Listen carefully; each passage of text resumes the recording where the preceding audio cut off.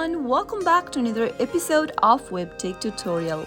In today's video, I'm going to show you how to delete your TrustWallet cache. So watch the video till the end and don't forget to subscribe to our channel by hitting that subscribe button. Press the notification bell so that you'll never miss another upcoming upload from us. To delete your TrustWallet cache data, all you need to do is to first open up your TrustWallet application if you're doing this on your mobile device. And from the main interface of TrustWallet, tap the settings button at the bottom right.